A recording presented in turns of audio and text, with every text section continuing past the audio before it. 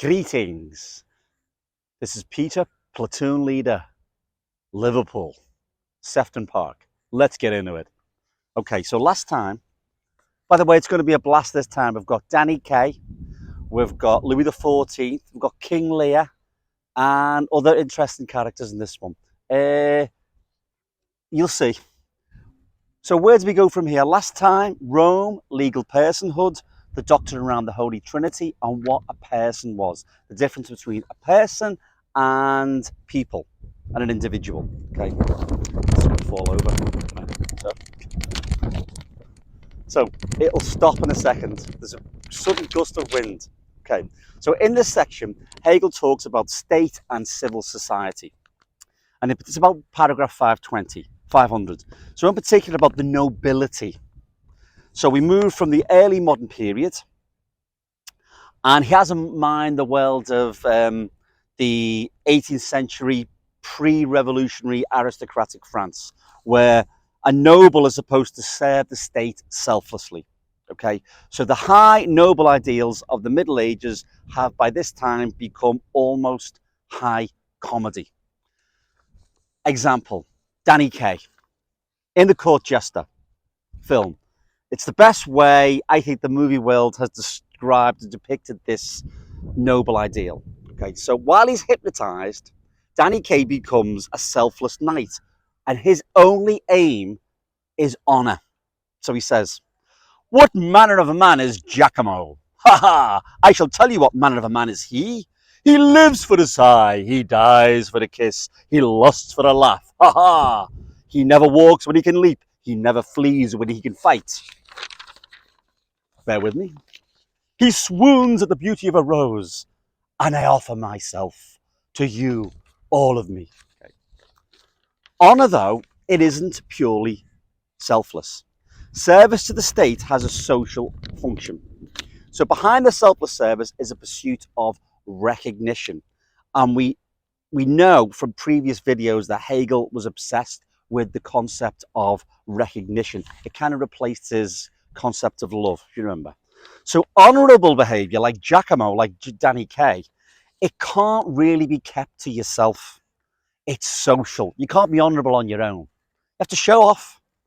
So it's got to be displayed. Honor becomes a quest to acquire recognition, and the nobility is also rewarded with recognition in the form of wealth, power, but mainly wealth because the king's got the power. Okay, so being honourable therefore gives you power and wealth, and the new bourgeoisie of the 18th, 17th, 16th century and so on, they actually generated the wealth through grubby and demeaning trade and industry. And they see through this hypocrisy. They're annoyed by the hypocrisy of the nobility who want to spend and acquire wealth by parasiting on the state.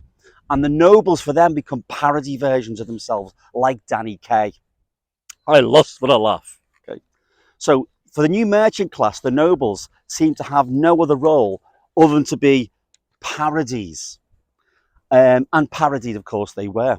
So before Louis XIV, state power hadn't yet become embodied in the king, because the kings of France for centuries were weak, and in fact, some of their subordinates were more powerful than they were. I think Duke of Burgundy and loads of others. Okay, but the personal power of the sovereign and the power of patronage eventually won.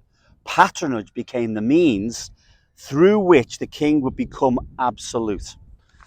We've got also Henry VII in England. He made a start, but Louis XIV would finish it. Hegel points out that in its service, the nobility estranges itself. He uses the word self-estrangement a lot. So this self-estrangement motif, it goes on for a whole bunch of paragraphs, okay, in this part of the book, being for self as well, these curious phrases. But basically, language appears here. Language as language.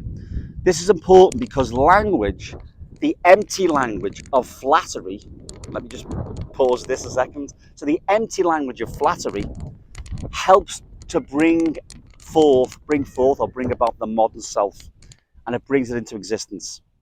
So Louis XIV, the king becomes the state becomes the individual, the universal and the individual, the particular, they come together, they become one thing. And the ideals of The French aristocracy reached their logical endpoint with their utter and complete reversal. So Louis gathers all the nobles together at Versailles, and the way the nobles prove their obedience to the state is to show their obedience to the king. Oops. Okay, via flattery. Okay, so flattery is performance. The courtiers aren't saying anything, they're simply performing using flattery, not content, flattery, a theatrical performance. Okay, that's what flattery is. Okay, so for example, it's like, you look splendiferous, Your Majesty. You know, the kind of stuff that Danny Kaye was saying, but that's not a descriptive use of language. You're not really saying the king looks great. It's not descriptive. And that's what happens at the court, morning, noon, and night. Language becomes theatre, emptied of any content whatsoever. It appears as an object, an empty object. Flattery becomes a form of aristocratic heroism because the flatterer sacrifices his very self in the same way, but on a joke level, in the way that Giacomo did. So although on the surface the nobles debase themselves, in reality the power of the monarch depends on their self-alienation, because the king is nothing without the court, and his courtiers. Louis XIV on a palace by himself was nothing. He needed the nobles. Okay, so but the nobles demand annuities for their participation in this circus. They want some dough, and the monarch becomes a cash machine for the nobles. So paragraph 15, 516, I should say, the nobles find their position humiliating and alienating, according to Hegel.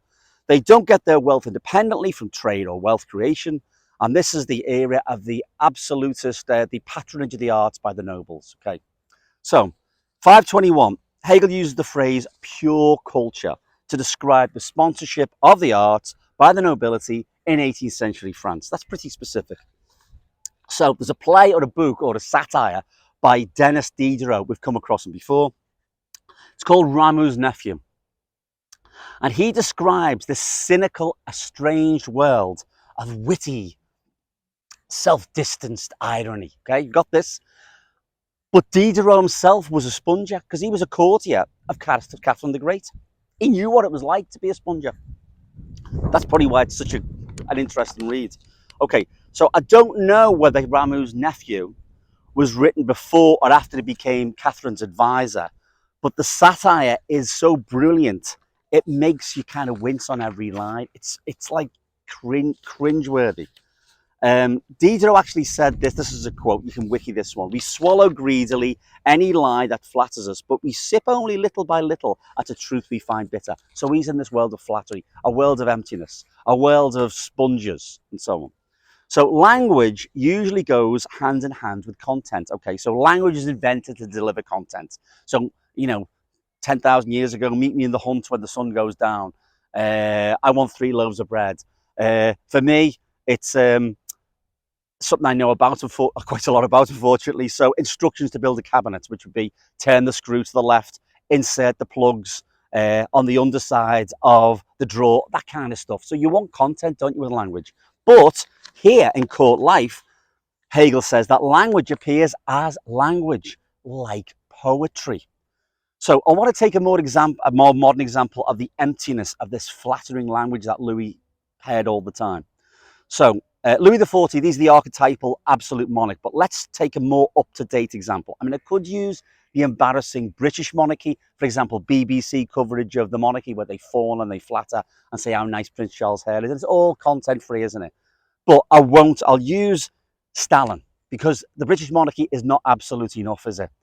It's not an absolute monarchy. It's a constitutional monarchy. So there's flattery, but not on the scale of Stalin. Okay, so Stalin's in the absolute monarch that I want to use, an example I want to use. And there's lots of examples of poems from the Stalin era that illustrate cringeworthy flattery. Okay, that's what people do to ingratiate themselves to people with absolute power. I want to give you one weird example. So this isn't a Russian or a Soviet person ingratiating themselves. This is a Chilean, Pablo Neruda.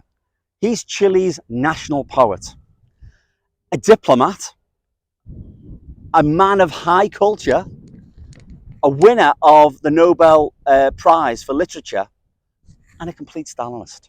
So listen to his poem on Stalin, an ode to Stalin, right?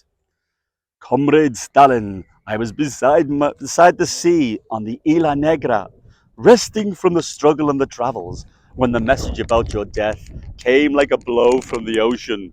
First there was the silence, the universal stupor, and then from the sea came a great wave. From algae, metals and people, rocks, foam and tears was made that wave.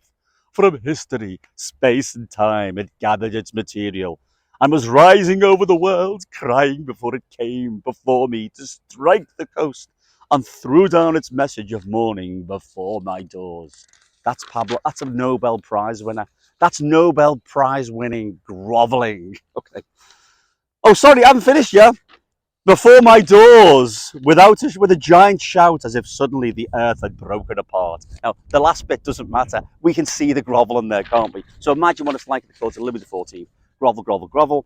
Empty, vacuous, I'm going to use the word shite, written by a person of high education and culture. Why? Because flatterers are courtiers of absolute monarchs. And that is how you communicate emptiness. Back to France now. So the vacuity, the emptiness of language in these circumstances profoundly affects the subject doing the flattery, doing the flattering. Now, it doesn't affect Neruda because he continued to flatter even when Stalin was dead. But nevertheless, we've got here the subject, as Hegel described it, as a pure self. Language as bullshittery. The modern subject emerges through language, but language as a performance in a theatre, in a court, it's complete hypocrisy, it's completely empty, and it's through theatre and performance that the I becomes itself and becomes noticed. So aristocrats become patrons of the arts and culture in order to compensate for this emptiness.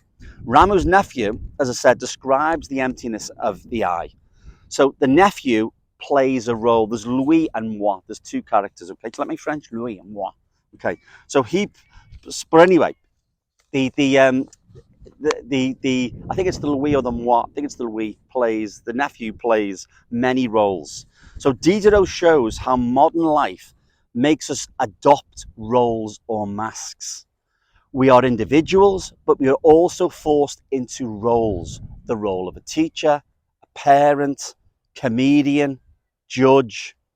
And actually, we describe sports stars, don't we, as role models. It's there in all parts of the media. Someone actually goes to prison because you should have been a role model. So we have this concept of acting in a role. Okay, so to be anything, in fact, in the world today is to play a role. Ramu's nephew is self-consciousness of our role playing taken to an extreme. So you appear in the world as whatever your patron wants you to be. So is there, by the way, an authentic me behind the mask playing? Is role playing a form of nihilism? Is my entire relationship to the world as that of mask wearer? Where is the real me? The real me, okay. So I was on a friend's Facebook page just this morning, actually, and I saw a quote from, I think it's a relationship TikToker. There is such a job as a relationship TikToker. There's a role out there, okay? Role. Anyway, this fella wrote this, right? So he wrote, sometimes I think about the different characters I play in everybody's story. I'm a terrible person in some people's narratives and a godsend in others. And none of it has anything to do with the person I truly am. The lens that others view you through is coloured by their upbringing, beliefs, and individual experiences. Some people see your bright personality as endearing, and others see it as annoying. He's American. So some people think you're weak and emotional, and others feel safe to be themselves around you. Some people think you're rude and selfish, and others respect the way you stand up for yourself. Some people admire the way you take pride in the way you look, and others think you're conceited. And none of it has to do with who you truly are as a person. What you have to understand is that you have no authority over how people view you. So never try to control the way others see you. because the only thing that truly matters when the dust settles down at the end of the day is what you genuinely see in yourself. Cody Brett. That's his name. So Cody Brett clearly hasn't read Rameau's Nephew. So Diderot's character seems to be looking at what authenticity, or rather questioning what it isn't. So he's the opposite, isn't he? Diderot was looking for content in an empty world of masquerades. And that was what was going on for Hegel in France at this time. It was emptiness forced people to look for authenticity, okay? For real conviction, for something other than the playing of a role. Okay, so being a cynic in the way Diderot was, or Rameau's nephew was, that even a cynic's forced to adopt the role of the cynic. By the way, people earn good money out of being cynics today, comedians, more so than actually in Diderot's time. So there is this interesting, it's still with us, the Rameau's nephew moment, isn't it, of playing a role and playing the role of a cynic as well. Anyway, a number of commentators, moving on slightly, discuss King Lear as an exemplification of this empty speaking of court life. Okay, so there's another example. We've got Louis XIV, Shakespeare, in King Lear says the king demands that the three daughters say how much they love him. He demands flattery. So this was going on not just in France, but it was for the whole period. So Goneril and Regan, his daughters, are full of it. I love you, you're great, oh, wonderful. But Cordelia says nothing because flattery as an authentic show of love is impossible in court. You can't be yourself in the court. Language becomes empty. So in the shape of Cordelia, what have we got? Silence. So as an aside, King Lear, according to one reading, shows people from the old aristocratic tradition of the Middle Ages, Lear and Gloucester, who are upholders of traditional content, traditional values of love and fidelity and so on.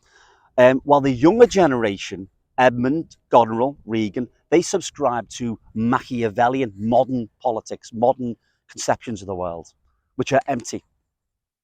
Okay, just pure self-interest. So King Lear is an allegory in which the older medieval society is threatened by modern Machiavellianism with all of its emptiness. So the clash is a bit like that of Antigone, if you remember. And Antigone represented this old set of values, ironically. But okay, that was in the last but one video. The mask wearing leaves us with just something that Hegel likes to say, negativity. So the self as a negative. And I'm not using this fancy word negative. I will go into what I think it means, okay?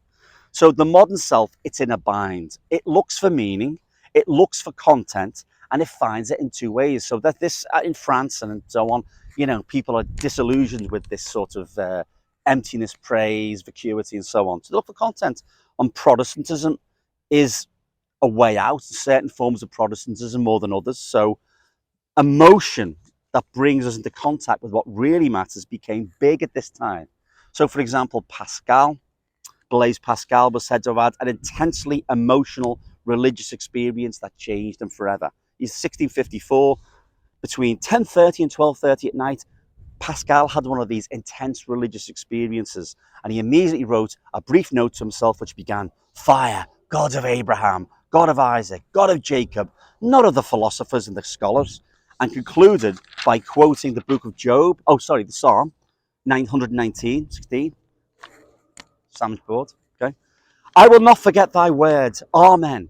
So apparently he wrote this down and he sewed the document into his coat. And every time he changed his coat, he put the document in his new coat, right? Because he was so overcome with emotion. Okay. And it was only discovered by chance on his death. A servant discovered it.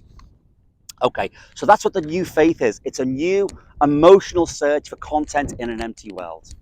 At the same time, we've got the Enlightenment with its emphasis on scientific thought and impartial, dispassionate observation, scientific method, and so on. But faith and enlightenment try to fill this empty void. Many people think that faith and enlightenment are opposite. I had a discussion on Facebook with his name forgets me, Tony something or other, nice fella, clever fella, written loads of books, but he said that opposite. I said, but not Hegel. Well, you pay your money, but he believes that to believe something to be true, okay, Hegel doesn't think that's the case. He thinks they're twins, okay, but fighting twins.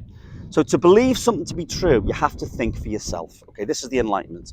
So but also faith. So we don't take anyone's word for it. There's no given authority. Truth puts me in a relationship to the world. In the case of Descartes, we've got the certainty of I think, therefore I am. Yeah. The I think, that's the basis of his authority. The I think, logic. But that's also what we mean by faith as well.